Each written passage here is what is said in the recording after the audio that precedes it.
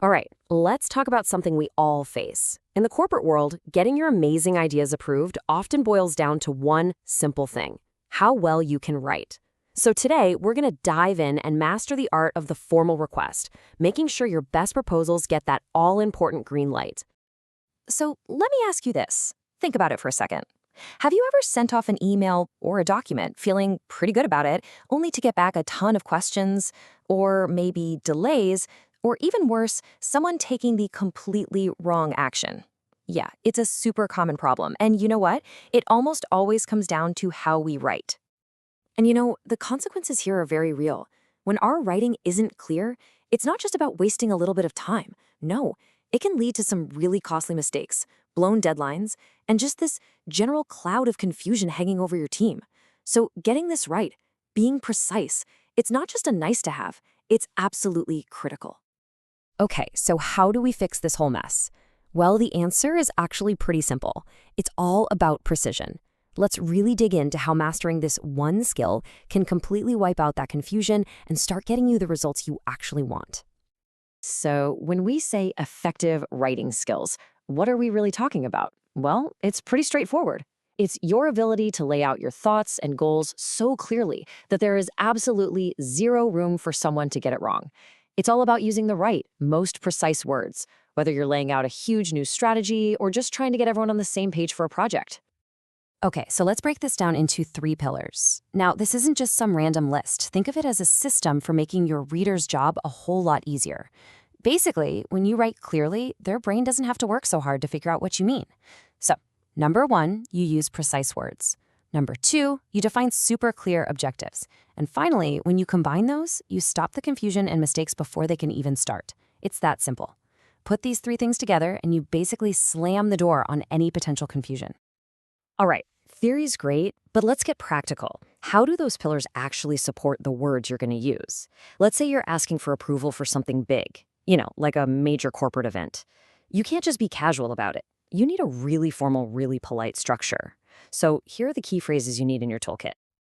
Okay, first up, this phrase right here is your go-to for a direct, super formal request. Something like, "We seek your approval to finalize the vendor contract." See how that sounds? It uses a strong formal verb, seek, and it just clearly states what you want while still being respectful. It cuts right to the chase and points directly to the action that needs to happen next. Now, here's another fantastic one. This one's a little softer, but just as professional. Phrasing it like, "We would be grateful if you could review the attached budget." I mean, that's incredibly polite, but it's still firm, right? It makes the request feel more like a collaboration, but it still sends a crystal clear signal that their input is the crucial next step. And for our third one, wow. This phrase is the absolute peak of clarity. There is zero ambiguity here. You're not just asking them to look at something, you are specifying the exact action you need, a signature, so you can move forward. This is the kind of laser-focused precision that really, really gets things done. Okay, so you've got these powerful phrases ready to go, but they usually live inside an email, right? And that means the format of the email itself matters just as much. So we have to talk about probably the single most important part of that email, the subject line. Honestly, it's your first and sometimes your only shot at grabbing their attention. I mean, just look at the difference here. On the one hand, you have event idea. So vague, right? A busy person sees that and it either gets ignored or tossed into a read later folder that they never actually get to. But then look at the after. Formal request for approval, 2024 product launch event. Wow, that is impossible to misunderstand. It tells the recipient exactly what's inside and what you need from them. This is how you kill confusion before they've even opened the email. So, at the end of the day, using precise words, both in the body of your request and in that subject line, it isn't just about sounding professional. It's a tool. It's a functional tool that guarantees stakeholders get it and can follow the right instructions immediately. You have to remember this. Clarity drives action, period. Okay, so we've seen just how essential clear communication really is. It's the key to dodging confusion and actually hitting your goals. So let's wrap this up with 3 concrete, actionable steps you can start taking right now to keep improving your professional writing.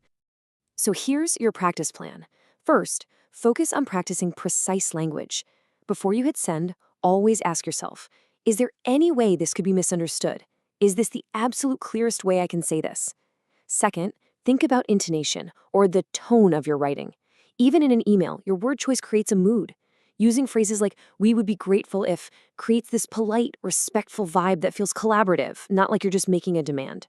And third, and this is a big one, never stop building your vocabulary.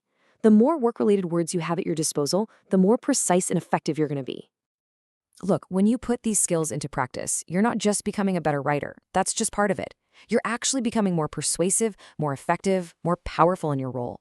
So we'll leave you with this question to really think about. Now that you have these tools, what's that next great idea you're going to get approved?